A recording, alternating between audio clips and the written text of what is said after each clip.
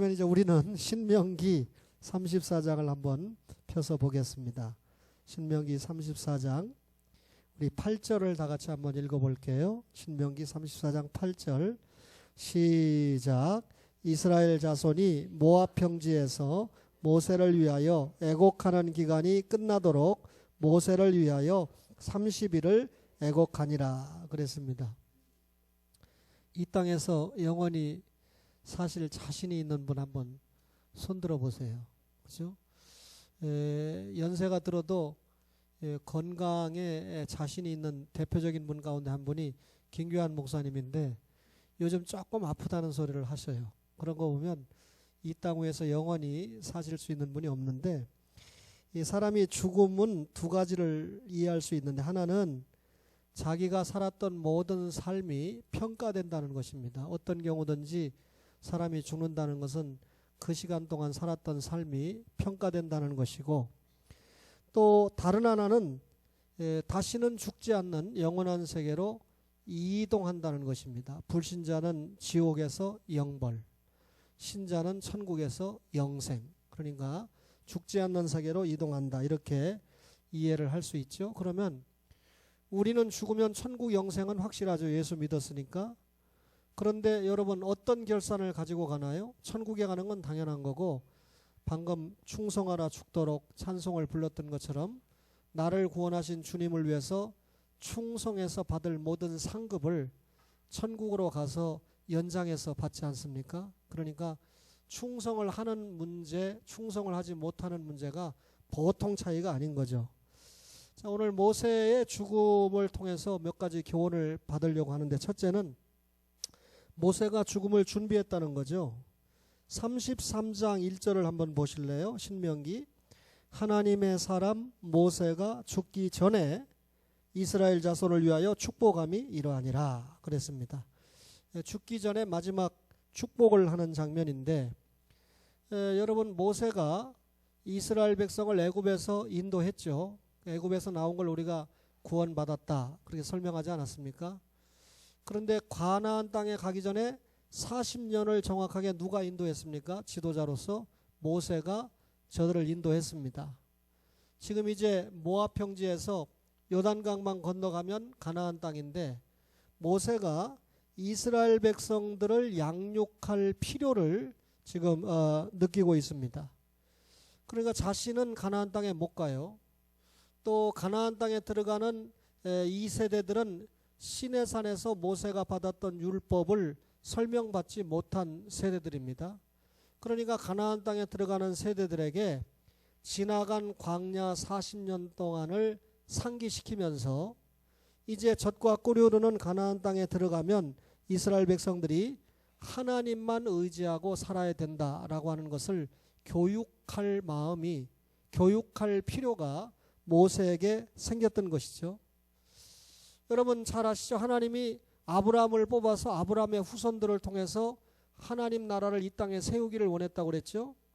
그러면 젖과 꿀이 흐르는 가나안 땅에 가서 하나님 나라를 세워야 될 사람이 누굽니까? 지금 모세에게 설교를 듣고 있는, 모세의 마지막 양육을 받고 있는 이스라엘 사람들이 가나안 땅에 가서 하나님 나라를 세우는 것 아니겠습니까? 자, 신명기 32장 50절 다 같이 크게 한번 읽을게요. 32장 50절 시작. 내 형 아론이 호르산에서 죽어 그의 조상에게로 돌아간 것 같이 너도 올라가는 이 산에서 죽어 내 조상에게로 돌아가리니. 죽는다고 예고를 받았어요. 여러분, 사람이 죽는다고 그러면 하고 싶은 일들이 참 많지 않습니까? 그죠?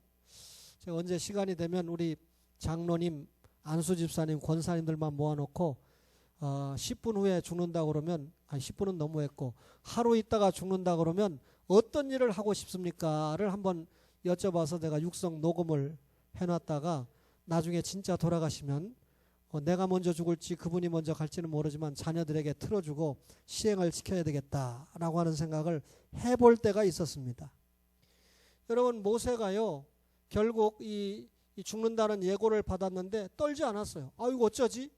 이게 아니고요, 죽음을 예고받았는데도 불구하고 가나안 땅에 들어갈 세대들을 위해서 33장 1절에 보니까 이스라엘 자손을 위하여 축복함이 이러하니라. 12지파를 위해서 개별적으로 간절하게, 거기 보면 지파를 다 이름을 불렀거든요. 예를 들면 7절에 보면 유다가 나오죠. 또 8절에 보면 레이가 나오죠. 그 앞에 6절에 보면 루벤이 나오죠. 지파별로 다 불러서 열심히 기도를 해줍니다. 여러분, 자기의 죽음을 앞두고 말씀으로 후세대들을 권면하고 교회와 나라와 민족을 위해서 축복하고 기도하는 이 모습 얼마나 멋집니까? 그죠? 모세가 죽음을 준비했다. 우리도 딱 갑자기 죽으면 할 수 없지만 약간의 죽음을 앞에 두는 것을 느낄 때 정말 자녀들의 믿음과 가정과 나라와 민족을 축복하는 그런 그 죽음을 맞이하면 참 좋겠다. 교훈으로 봤죠. 두 번째 교훈이요. 약속을 확인하고 죽은 거죠. 34장 4절을 보세요. 34장 4절에 보니까 약속을 확인하고 죽었는데 여호와께서 그에게 이르시되 이는 내가 시작 아브라함과 이삭과 야곱에게 맹세하여 그의 후손에게 주리라 한 땅이라. 여러분, 지금 이스라엘 백성들이 요단강을 건너가서 얻을 가나안 땅은 하나님께서 아브라함과 이삭과 야곱에게 약속하신 땅입니다. 그런데 여러분, 모세가 지도자가 돼서 이스라엘 백성 애굽에서 나왔죠. 광야 40년 동안에 제가 반복하지 않아도 구름기둥 불기둥을 위시해서 엄청난 기적을 모세가 직접 지도자로서 체험했죠. 그러니까 지금까지 모압 평지까지 인도한 하나님의 역사를 확인하니까 앞으로 자신은 들어가지 못하지만 자신의 후손들이 가나안 땅에 들어가서 하나님 나라를 세운다는 확신이 모세에게 있습니까? 없습니까? 있다는 것입니다. 근데 모세는 유감스럽게도 들어가지 못하고 죽어요. 지금 어느 산에 있느냐면 아바림 산에 있는데, 여러분, 이 아바림 산줄기에 비스가산이 있어요. 비스가산에서 가장 높은 산이 어떤 산이냐면 느보산입니다. 모세가 어디에서 죽죠? 이 비스가산 아바림산의 가장 높은 곳인 느보산에서 하나님 앞에 부름을 받게 되는데, 근데 느보산이 맨 꼭대기 산이거든요. 사실은 뭐 한라산보다 낮은 산인데 그 느보산에 올라가서 보니까 가나안 땅이 훤히 보이는 겁니다. 근데 눈으로 보지만 자기는 거기 가지 못해요. 그런데 지금 눈으로 보는 땅이 어떤 땅입니까? 하나님께서 모세의 조상인 아브라함에게 주겠다고 약속했고, 야곱에게, 이삭에게 주겠다고 약속했고, 야곱에게 주겠다고 약속한 그 땅을 보여준 것이죠. 그렇죠? 아브라함이 받은 이 약속이 적어도 400년이 넘은 이후에 장구한 세월 동안에 이루어져서 이스라엘 백성들이 애굽에서 나올 수 있었고, 그리고 모세의 인도를 통해서 지금 모압 평지까지 도착한 거 아닙니까? 우리가 송구 영신 예배 때도 말씀을 받았지만 광야 40년 동안에 이스라엘 백성이 적과 꿀이 흐르는 가나안 땅에 들어갈 수 있는 자격자가 되는 연단을 받았고 훈련을 받았습니다. 그때 모세는 지도자로 사용을 받았죠. 그런데 지금 이제 모세가 사명을 마치기 직전에 무엇을 생각합니까? 하나님이 약속하신 하나님의 언약이 성취되기 직전입니다. 그러니까 지금까지 자신을 인도하고 민족을 인도한 하나님을 볼 때 하나님의 약속이 성취된다, 성취되지 않는다? 성취된다는 거죠. 모세가 대부분이 아브라함 언약을 지금 인도했어요. 믿고 인도했어. 이제 요단강만 건너서 가나안 땅에 들어가서 정착을 하면 아브라함 언약이 성취되는 거 아닙니까? 그러니까 모세는 죽기 전에 하나님의 약속의 성취를 눈으로 목격하는 그런 축복이 있었다, 그 말입니다. 쉽게 말하면 여러분과 저가 여러분 이 세상을 사는 동안에 우리가 눈으로 확인하지 못해도 우리의 자녀가 하나님 앞에 축복을 받는 거, 여러분 하나님이 약속하셨다면 확인하고 죽을 수 있다는 겁니다. 확인하고 죽을 수 있는 사람은 그에 상응하는 믿음의 교육을 한 사람이에요. 여러분, 모세가 사명을 감당했기 때문에 약속 성취를 확신하고 확인한 겁니다. 심지도 않고 거두려고 하면 안 되잖아요. 예수 믿는 신자가 세 번째 교훈은요. 모세는 가나안에 들어가지 못하고 죽었다. 여기에 제가 질문을 가장 많이 받는데 34장 4절을 보니까 내가 내 눈으로 보게 하였거니와 너는 그리로 건너가지 못하리라. 목사님, 모세는 가나안 땅에 들어가지 못하고 모압 땅에서 죽었는데 보통 목사님들이 애굽은 세상이라고 그러고 광야는 교회라고 그러고 그리고 가나안 땅은 천국이라고 그러면 모세는 결국 천국 못 들어간 거 아닙니까? 이렇게 질문하는 분이 있어요. 결론적으로 모세는 천국에 들어갔습니다. 우리가 천국에 가면 모세를 만날 수 있는데 모세가 무리바에서 백성들이 불만하는 바람에 반석을 한 번만 쳐야 되는데 두 번 쳐서 반석에서 생수가 나오지 않아요? 반석은 곧 예수님인데 하나님의 거룩한 성품에 반하는 분을 모세가 새기지 못하고 한 번 때리지 않고 두 번 때렸다. 그것 때문에 가나안에 들어가지 못한다. 신명기 32장 50절 보세요. 32장 50절 보세요. 내 조상에게로 돌아가리니 이는 너희가 신광야 가데스의 무리바 물가에서 이스라엘 자손 중 내게 범죄하여 내 거룩함을 이스라엘 중에서 나타내지 아니한 까닭이라. 여러분, 대신관계의 죄를 모세가 범했기 때문에 자, 네가 비록 내가 이스라엘 자손에게 주는 땅을 맞은편에서 바라보기는 하려니와 그리로 들어가지는 못하리라. 그렇게 말씀을 했어요. 그러면 여러분, 모세가 예수 믿고 죄 용서받고 구원받은 사람입니다. 앞으로 오실 메시아를 믿고 구원받는 거니까.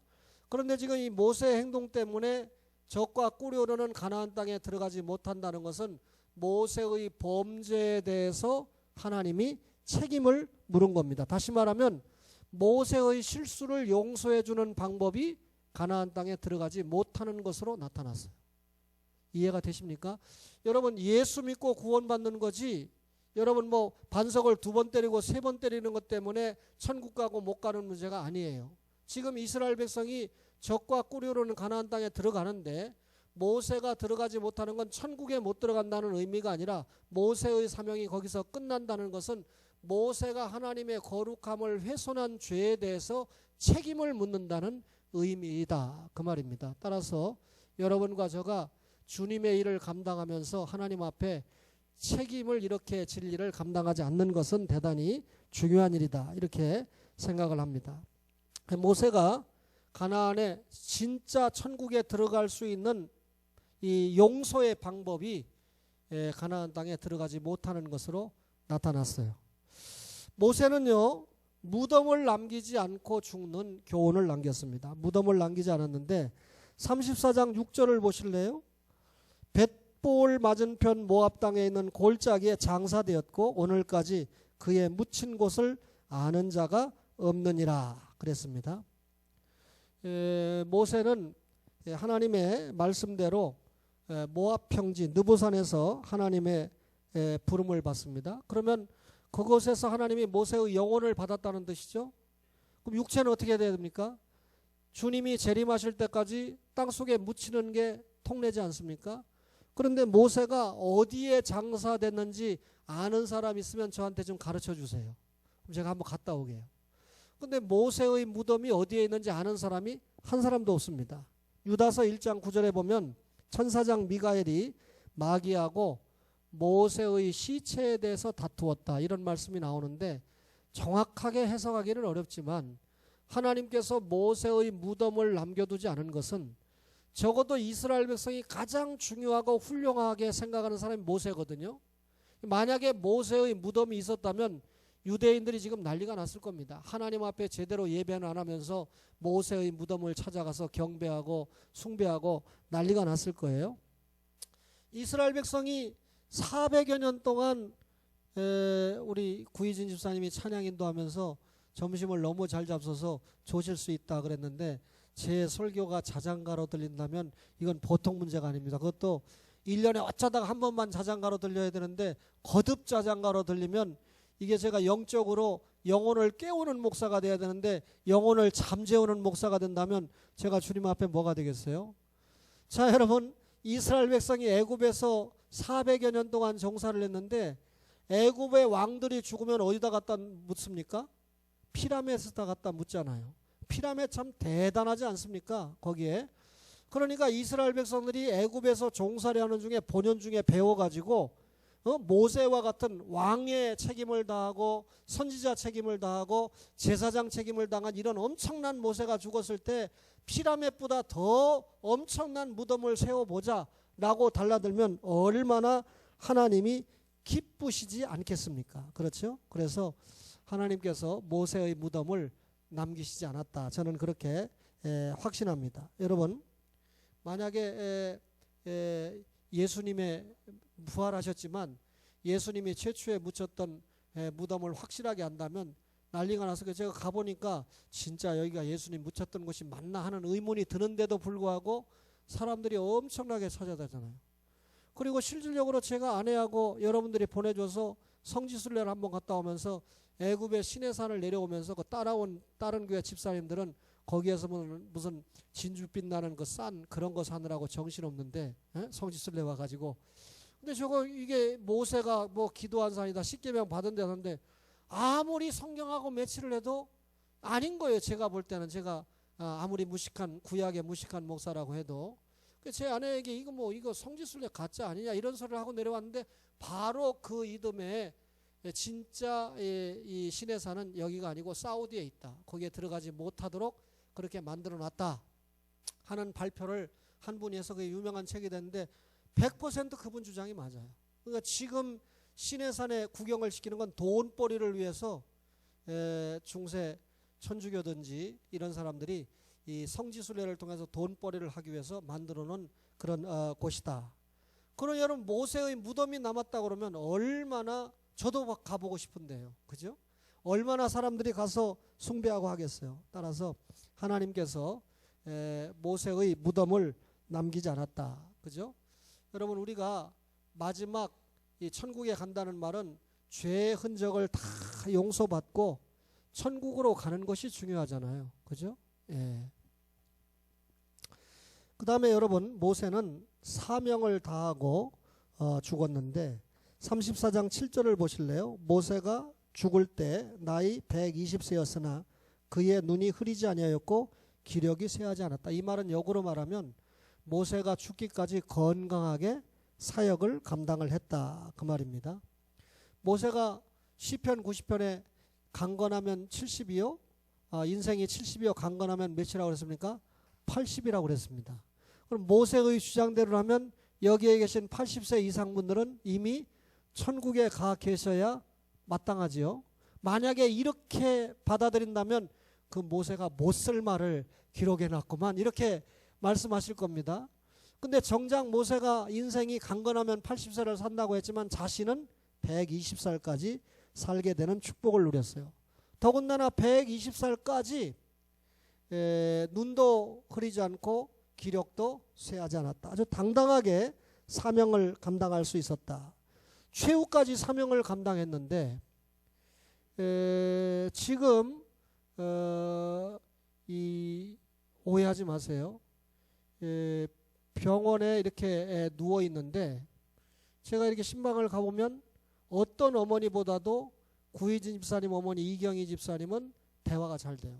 그리고 지금도 아들을 위해서 며느리를 위해서 기도하는데 보통은 며느리 이름 잘 안 부르잖아요. 그죠? 제 어머니가 현숙이 이렇게 말했던 걸 거의 들어본 적이 없는 것 같아요. 막내 며느리 뭐 이랬는데 아마 딸 같은 그런 사이이지 않았는가라고 하는 생각을 해보는데 이번에 송구영 씨 예배 안 나온 분들은 모르지만 그것도 내가 무슨 기획을 해서 읽은 게 아니에요. 맨 위에 구희진 집사님이 올라와 있고 두 번째 읽으려고 그랬는데 또 그 전소영 집사님께 올라와 있더라고요. 그래서 그 했는데 다 읽으면 시간 다 가니까 두 분만 기도를 했는데 그 기도 제목을 보니까 이제 그 기도 제목을 가지고 제가 다 가지고 가서 계속 돌아가면서 기도를 하다가 지치면 전사님한테 다 넘기려고 그래요.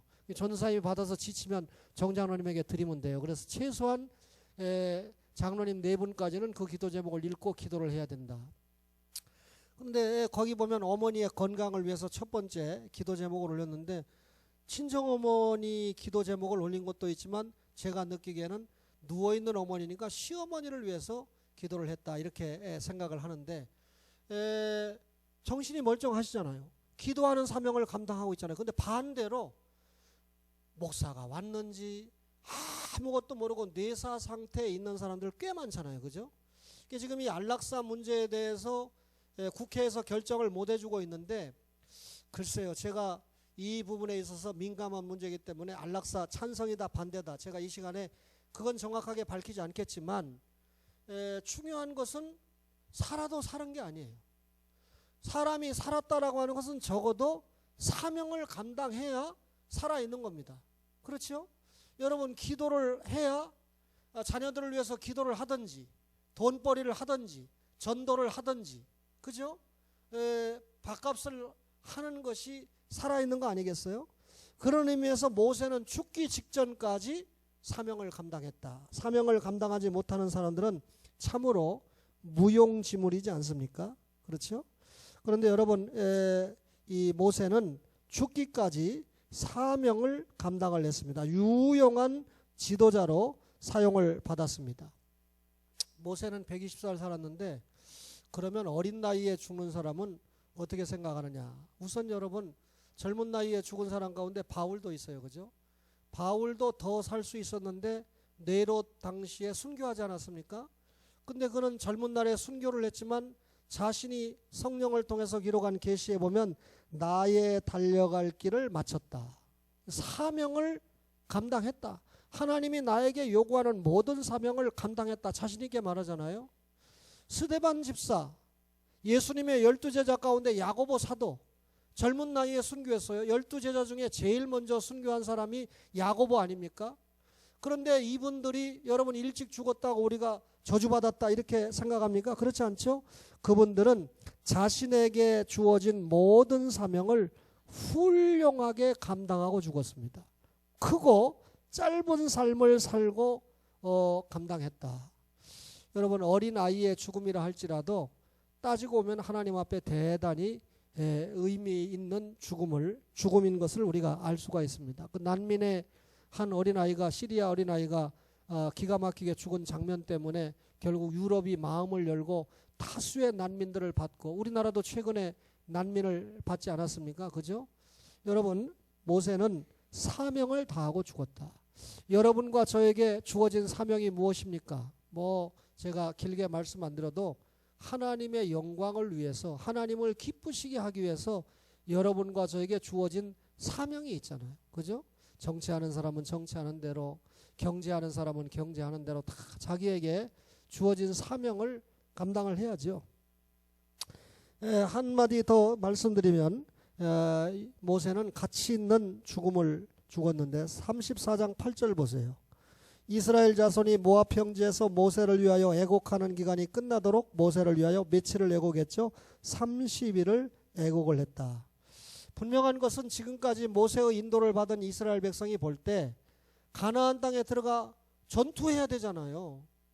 7족속과 전투해야 되잖아요. 땅을 또 공정하게 분배해야 되잖아요. 여전히 모세라고 하는 지도자가 필요해요? 안 필요해요? 필요합니다. 그런데 하나님이 데려가거든요. 사명이 끝났다고. 그런데 이렇게 데려감을 당하는 모세를 이스라엘 백성들이 얼마나 좋아하고 존경했으면 하루 이틀 우는 것이 아니고 30일을 울었다. 그 말이죠. 여러분, 모세가 40년 동안 이스라엘 백성을 인도하는데 역경이 없었습니까? 이스라엘 백성들이 늘 배신 때리고 배반 때리는데 가장 가까운 사람에게 배신을 당하는 것만큼 고통스러운 일이 없잖아요. 어떤 역경에도 지도력을 가지고 굴하지 않았어요. 우상 숭배하는데도 여러분 엄단을 할지언정 하나님 앞에 신앙적으로 꿋꿋했습니다. 그죠? 하나님께서는 이스라엘 백성을 여기까지 인도하는 것이 모세의 책임이고 사명이고, 나머지는 이제 다른 지도자를 통해서 하나님이 하시겠지만, 분명한 것은 모세가 믿는 것은 이스라엘 백성들은 젖과 꿀이는 가나안 땅에 들어간다. 여러분, 40년 동안 사명을 감당한 그에게, 또 여러분 좋은 후계자를 세운 그에게 이스라엘 백성들은 어떻게 합니까? 30일 동안 애곡했다. 이 말은 모세의 죽음이 개죽음입니까? 가치 있는 죽음이라는 걸 반증합니까? 백성들이 그만큼 기억을 해주고 눈물을 흘릴 정도라면 의미 있는 삶, 가치 있는 삶을 살았다. 여러분과 저가 그런 가치 있는 삶을 살아야 돼요. 제가 조만간 공개를 하겠습니다만 저는 금년을 맞이하면서 가장 인생에 행복했습니다. 뭐 박희경 목사님이 저에게 고맙고 정말 목사님 행복합니다 뭐 이런 편지는 제가 받았지만 그것은 제가 지금 일방적으로 도와주는 관계에 있으니까 그럴 수 있다고 치고 어느 목사님이 진심을 담아서 저에게 감사 편지를 보냈어요. 그런데 연초에는 여러분 혹시 유윤홍 목사님 기억하십니까?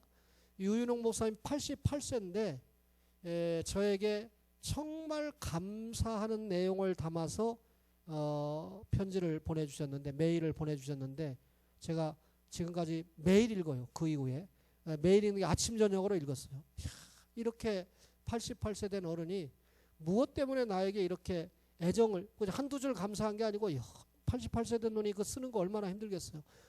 간절하게 적어서 신 목사님 참 감사합니다. 그것도 반말도 아니고 존댓말을 써가면서 이렇게 쓴 일에 대해서 제가 얼마나 감사한지 내가 인생을 헛살고 있지는 않은 모양이다.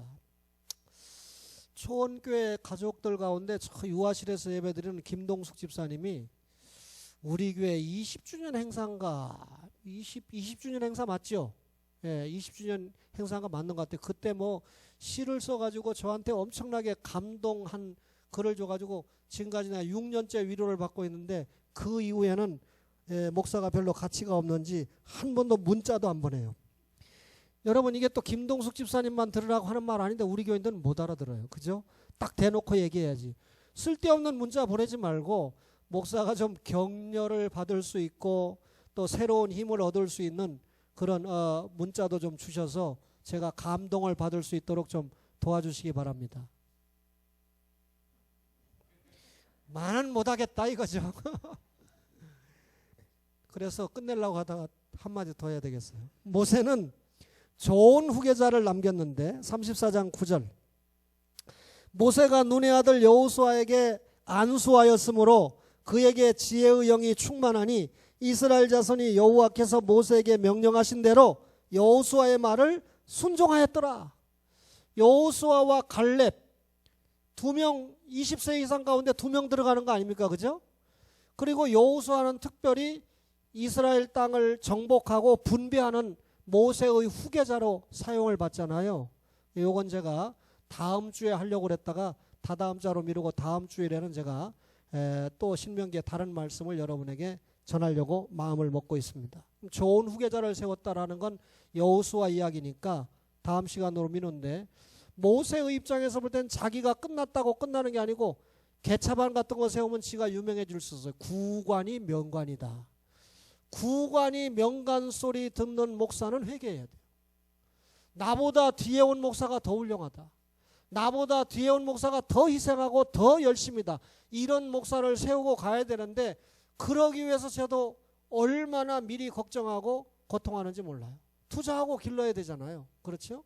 여러분 좋은 후계자를 세워야 됩니다. 그런데 한국교회가 지금 교회를 굳이 따지자면 뭐 사업이나 이런 거 아니고 교회를 굳이 따지면 부자 세습을 하지 말자. 그죠? 부자 세습한 교회들이요 다 핑계댑니다. 우리 목사님이 얼마나 공부를 많이 했는데 우리 교회가 얼마나 꼭 필요한 분인데 그럴 수 있겠죠. 그러나 그럼에도 불구하고 그것 때문에 한국교회 부자 세습에 영향을 주는 빌미를 준다 그러면 안 하는 게 신앙적이고 성경적이죠. 이해가 됐습니까? 예. 신목사가 이제 자기 아들이 목회 안 한다 그러니까 저렇게 자신 있게 이야기하는구나. 예. 제가 목회를 해도 초원교회를 물려줘야 된다는 생각은 꿈에도 생각하지 않았습니다. 뭐 교회가 작아서 아닙니다. 부자 세습을 반대하는 건 제가 80년대부터 부르짖은 거 아닙니까? 80년대부터 부자 세습을 반대하는 걸 부르짖었다가 제가 더 힘이 들었던 거예요. 사실은. 말하려고 그러다가 정장로님이 지나간 일은 다 잊어버리고 벗어버리고 그렇게 기도해서 이 정도로 넘어갑니다. 예. 끝으로 증거하는 죽음입니다. 34장 10절 읽고 마치려고 그래요. 10절 시작. 그 후에는 이스라엘에 모세와 같은 선지자가 일어나지 못하였나니 모세는 여호와께서 대면하여 아시던 자다. 모세와 같은 선지자가 일어나지 못했다. 이사야나 뭐 다 비교해도 모세보다 별 볼 일 없다. 이렇게 받지 말고요. 이 말은 모세가 직접 하나님을 대면했다. 하나님 직접 본 사람 아닙니까? 그 구약에 하나님 직접 보면 죽잖아요. 근데 모세는 하나님을 직접 대면해서 말씀을 받고 십계명을 받은 사람 아닙니까? 여자가 낳은 자 중에 누가 최고라고 그랬습니까? 마태복음 11장 11절에 보면 여자가 낳은 자 중에 세례 요한보다 큰 이가 없다 그랬죠. 예수님이. 그러면 이 세례 요한이 모세보다 더 훌륭하냐? 사역이나 무슨 인격이나 이런 면에서 세례 요한이 모세보다 훌륭하다 그런 말이 절대 아닙니다. 구약에 예수님이 오신다고 모든 선지자가 예언했잖아요. 근데 그 예수님이 오시기 전에 6개월 전에 사역을 시작하면서 예수님을 눈으로 봤잖아요. 그러니까 그런 의미에서 세례 요한이 위대한 인물이라고 예수님이 인정을 하고 소개를 한 것입니다. 구약의 모든 선지자가 예언한 그 예수님을 직접 오신다고 이야기하고 눈으로 봤고 나는 그분의 신발끈을 묶는데도 부족하다라고 고백한 사람이 세례 요한 아닙니까? 세례 요한은 구약의 마지막 선지자고 신약의 최초의 선지자면서 예수님을 직접 만나본 사람이거든요. 근데 구약에 하나님을 직접 만나본 사람이 누굽니까? 모세라는 거예요. 그런 의미에서 모세는 이 누구를 증거하고 죽은 겁니까? 직접 하나님 봤어요. 하나님이신 예수님이 사람의 몸을 입고 이 땅에 온 거 아닙니까? 쉽게 말하면 메시아 예수님을 눈으로 목격한 사람이 누구라는 겁니까?